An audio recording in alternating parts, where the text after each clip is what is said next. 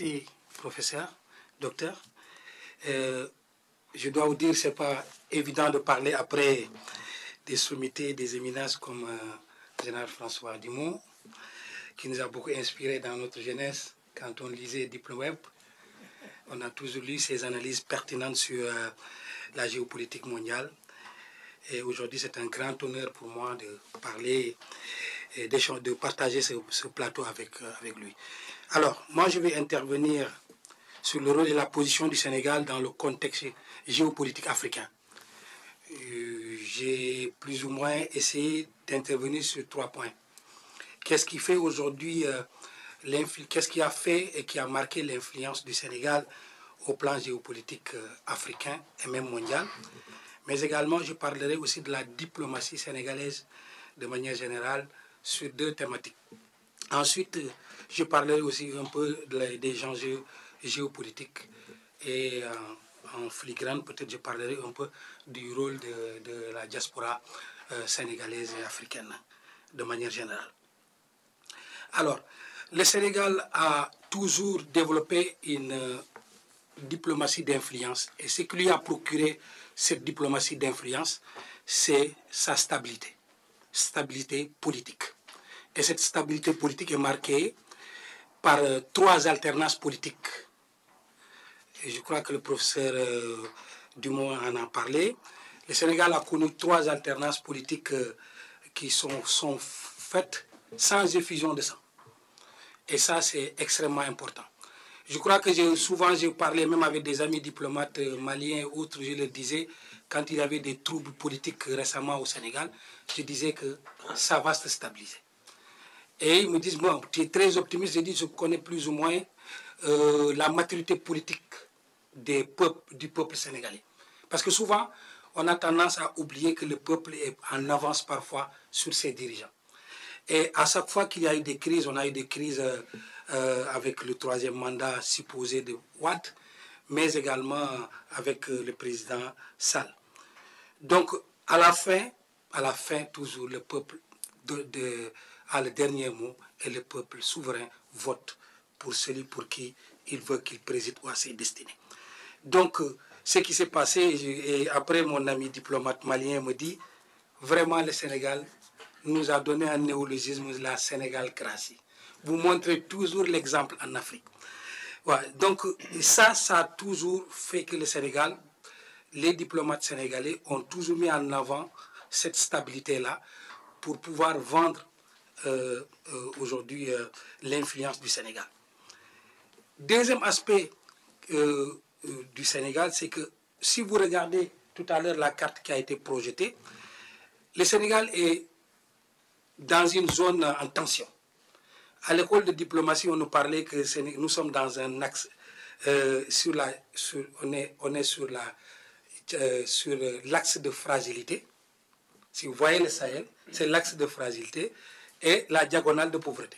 Parce que c'est là où souvent qu'il y a la pauvreté que se développent aujourd'hui ces actions de terroristes. Donc nous sommes entourés par un cercle de feu. Et le Sénégal est l'îlot de stabilité dans ce cercle de feu. Et pourquoi? Donc ça s'explique par beaucoup d'aspects extrêmement importants. Certains aspects ont été évoqués tout à l'heure. Le Sénégal a un islam confrérique. C'est l'un des rares pays au monde où vous pouvez trouver au moins 3 confréries les plus importantes et tout. Et ces confréries ont toujours vécu ensemble et ont mis en avant aujourd'hui les intérêts supérieurs de la nation, c'est-à-dire la stabilité du Sénégal. La deuxième chose, et certains l'ont évoqué, et c'est un peu parfois la crainte de certaines personnes, et qui, à mon avis, peut-être les gens doivent se tranquilliser à ce niveau-là. Le Sénégal a toujours joué un rôle d'exception en Afrique sur beaucoup d'aspects, sur le plan religieux déjà. Le président Senghor est le premier président du Sénégal. Le président Senghor est de confession catholique. Au Sénégal, nous avons 95% de musulmans et 4% seulement de catholiques. Et Senghor est le premier président du Sénégal. Et dans sa confrontation électorale avec le président Lamine Gueye à l'époque, Senghor a été soutenu par la confrérie la plus importante du Sénégal, par la confrérie mouride à l'époque, qui avait à sa tête Serigne Fallou Mbacké.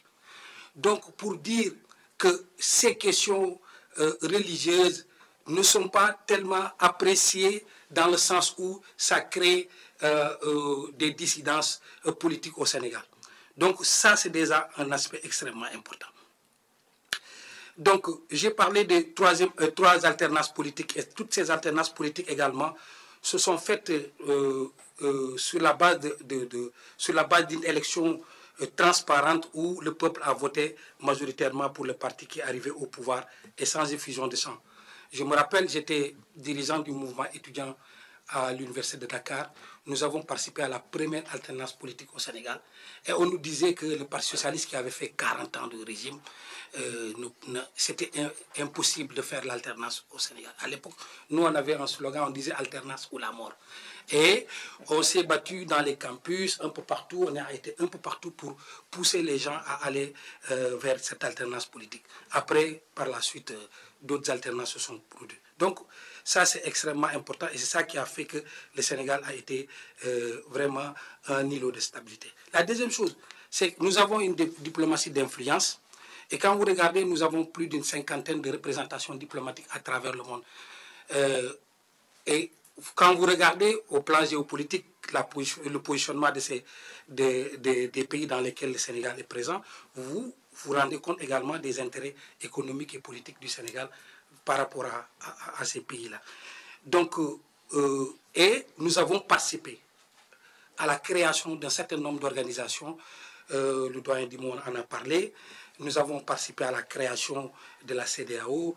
Nous avons participé à la création d'un certain nombre de... Et ce qui est aussi paradoxal, le Sénégal est le pays qui a été le premier à présider l'organisation aux droits inaliénables du peuple palestinien. Et si vous allez à Dakar, l'ambassade de Palestine cohabite avec l'ambassade d'Israël et l'ambassade d'Iran. Le Sénégal a été un des rares pays à faire ça. Et je me rappelle à l'époque le président Mohamed Najaf, qui était le président de l'Iran, en plein conflit avec les États-Unis, et on a parlé suffisamment de la position du Sénégal aujourd'hui, qui est la pointe la plus avancée au niveau occidental de l'Afrique. Et nous sommes le point le plus proche des États-Unis. Et que souvent, certains chefs d'État, pour aller aux États-Unis, ils font escale à Dakar pour ensuite aller sur les États-Unis. Je me rappelle à l'époque, quelques jours avant, le président Bush est passé au Sénégal. Ensuite, il est parti en Afrique du Sud. Et quelques jours après, Ahmadine Madjaf était passé au Sénégal, juste après le départ de Bush. Et vous voyez le conflit qu'il y avait entre l'Iran et les États-Unis à l'époque. Donc, nous avons reçu les frères ennemis au Sénégal. Donc, le Sénégal, à ce niveau-là, est un paradoxe sur le plan géopolitique, mais qui reçoit tout le monde et qui est ami avec tout le monde. Et ça me renvoie à ce que tout à l'heure Paul Kananoura a dit, docteur Paul, c'est que nous avons cette diplomatie d'équilibriste, qui nous a permis, qui a donné aujourd'hui le rôle que joue actuellement le président Bassirou Faye pour réconcilier les deux entités, CEDEAO et l'AES. Donc, au sein de la CEDEAO, les présidents ont donné mandat au président Bassirou Diomaye Diakhar Faye pour pouvoir réconcilier les deux entités. Mais c'est extrêmement important sur le plan économique, c'est extrêmement important.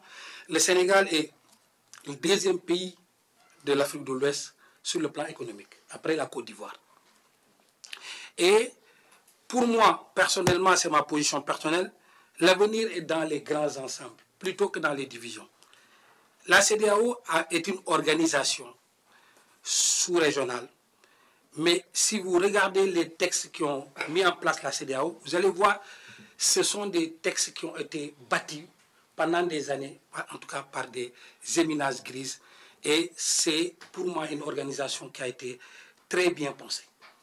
Aujourd'hui, nous avons une intégration économique. La CEDEAO, c'est 300 millions de personnes. qui commercent, qui se déplacent, qui vont où ils veulent avec un passeport CEDEAO. Le Malien peut venir vendre sa marchandise à Dakar, le Sénégalais peut aller au Mali à l'époque dans cette configuration ou aller en Côte d'Ivoire sans pour autant avoir des difficultés de se déplacer, de se mouvoir. Et ça, c'est extrêmement important. Moi, en fait, mon point de vue personnel, c'est qu'il faut que la CEDEAO, l'AES puisse se retrouver autour de cette idée. Ensuite, maintenant, la CEDEAO politique, voilà, donc on peut, c'est une construction sur laquelle l'Europe a fait avec le comité du charbon et de l'acier pour ensuite arriver à être aujourd'hui l'Union européenne. Je pense que aussi nous pouvons progresser, aller vers ce sens-là. Bon, ça c'est un autre débat. Et à ce niveau-là, ce qui est important aujourd'hui, c'est que le Sénégal joue ce rôle-là de pays qui essaie de réconcilier les positions entre les deux entités. C'est ce qui est extrêmement important. Donc, ce qui se passe actuellement, et on l'a dit tout à l'heure, mais ce n'est pas quelque chose qui est anodin, hein, parce que je pense que le président Wade, à l'époque, avait demandé même une certaine démobilisation de l'armée française au Sénégal. Donc, c'est un processus qui va arriver. C'est naturellement ça. Peut-être que les gens n'ont pas fait suffisamment de prospective pour voir ça, mais le président Wade avait dit à l'époque, voilà, il voyait mal un peu la présence des bases militaires françaises au Sénégal. Et d'ailleurs, je pense qu'à l'époque, la France avait remis à la baisse un peu. Voilà. Donc, le président Wade a été un président panafricaniste. D'ailleurs, aujourd'hui, on parle de l'intégration africaine, le ministère des Affaires étrangères, mais le président Wade avait créé aussi le ministère de l'intégration africaine en son temps. Donc, ce qui est important aujourd'hui, c'est que nous avons maintenant une nouvelle génération d'hommes d'État, de chefs d'État, qui sont nés après les indépendances. Parce que nous, on a l'habitude de dire, nous sommes nés après les indépendances. Nous n'avons pas la même vision que d'un président Wade qui est né avant les indépendances ou de Senghor. Donc, d'ailleurs, à l'époque, dans les analyses politiques, on disait que Wade allait fermer, le président Wade allait fermer un cycle politique qui a été ouvert par Carpo, Lamine Gueye et Wade allait fermer ce cycle politique-là. Et le président Wade est né après, le président Wade Sall est né après les indépendances, et tous ceux qui vont venir après sont nés après les indépendances. Donc, nous sommes une génération qui est née après les indépendances, qui voit la France comme étant un pays colonisateur différemment. Et je le disais tout à l'heure au déjeuner que la France vit un peu ce complexe de supériorité comme étant le pays colonisateur. Il faut que la France change complètement de politique étrangère vis-à-vis des pays africains, parce qu'aujourd'hui, il y a ce besoin de pouvoir traiter d'égal à égal avec la France, d'échanger, de parler de coopération, de partenariat, surtout. Parce que l'aide publique au développement, tous ces termes-là sont des terminologies coloniales et qui est totalement dépassé, parce que aujourd'hui, les Africains voient les choses différemment. Ils pensent plus à une coopération diversifiée avec la Chine, avec l'Inde, avec la Russie et d'autres pays. Et contrairement à ce que beaucoup pensent, c'est que la Russie n'a pas une présence physique en Afrique.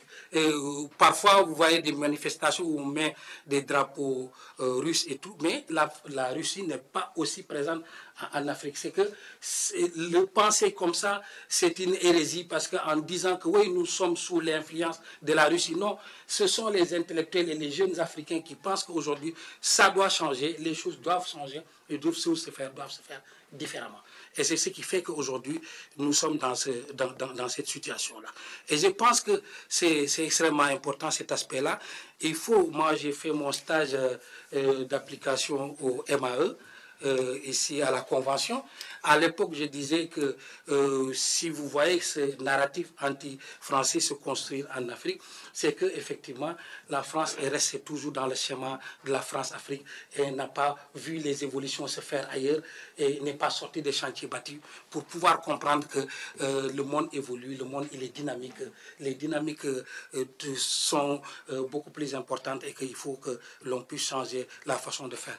On a essayé de se rattraper un peu avec le sommet de Montpellier, mais pour pouvoir donner la parole à une autre entité africaine. Parce que le rapport, toujours c'était rapport d'État à État, et on oubliait des acteurs extrêmement importants, les associations, les ONG, les leaders d'opinion.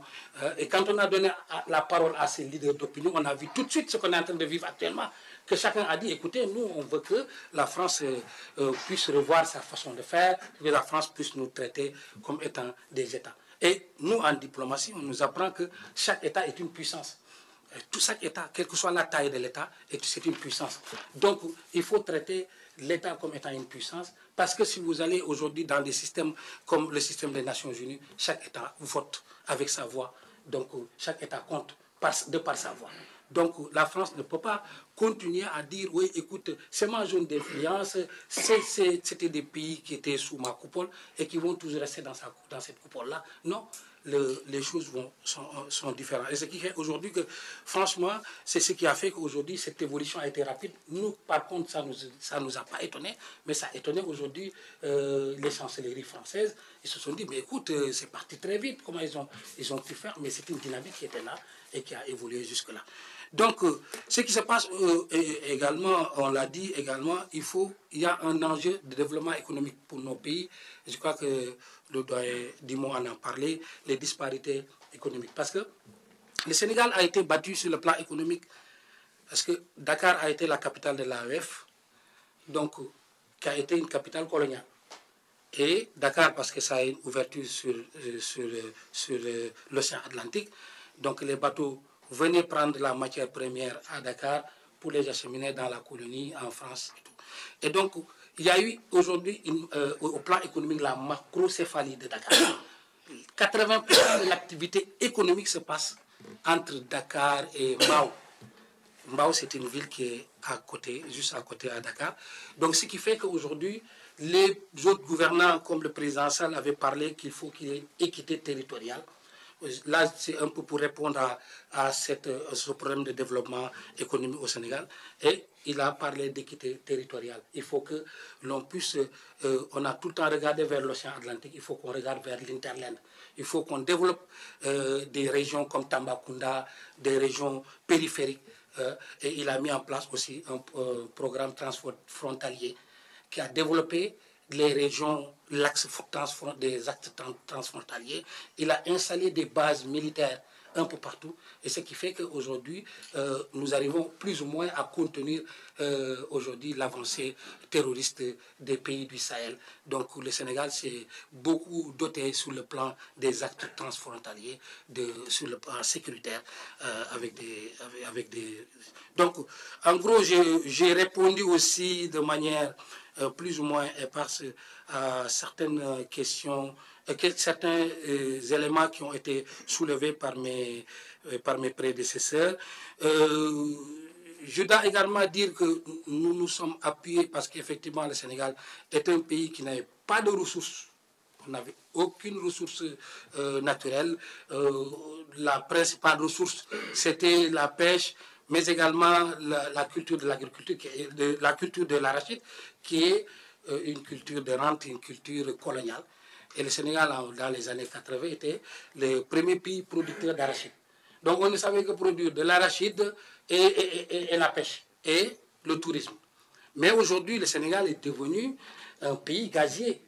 Si on parle du Qatar, si on parle de tous ces pays-là, c'est le gaz. Le Sénégal a découvert des gisements de gaz qui sont plus importants, d'ailleurs, selon les spécialistes, que ceux du sud du Qatar. Et le Sénégal est devenu un pays pétrolier. On a produit nos premiers barils récemment. Donc, on a du pétrole offshore. Donc, sur ce plan-là également, si tout ça est bien exploité, ça pourrait profiter aux populations. Surtout que nous sommes une population extrêmement jeune. Presque 60% de la population est jeune. Si vous promenez au Sénégal, vous vous en rendrez compte. Et aujourd'hui, l'enjeu de nos nouveaux gouvernants, c'est de faire face à cette population jeune qui a beaucoup de revendications sur le plan du développement économique. Donc, En gros, c'est ça. Je vais un peu rebondir sur ce que tout à l'heure M. Paul a dit. Sur le Tchad faisait partie du G5 Sahel. Donc le Tchad faisait partie des 5 pays qui avaient été constitués pour faire barrage au terrorisme et qui avaient aussi des financements de l'Union européenne et de la France pour combattre le terrorisme. Et à l'époque, je taquinais mes amis diplomates maliens, je me dis, mais vous avez fait le Sahel sans nous? Ils disaient, non, non, vous ne faites pas partie du Sahel. Mais voilà, donc ceux qui étaient au Sahel aujourd'hui, aux G5 Sahel, sont en train de prendre leur indépendance. Je ne sais pas, maintenant c'est une question que je me pose. Comment ça s'est passé aux G5 Sahel jusqu'à ce que tout ça se passe. Voilà, je termine sur cette note-là. Je vous remercie pour votre aimable.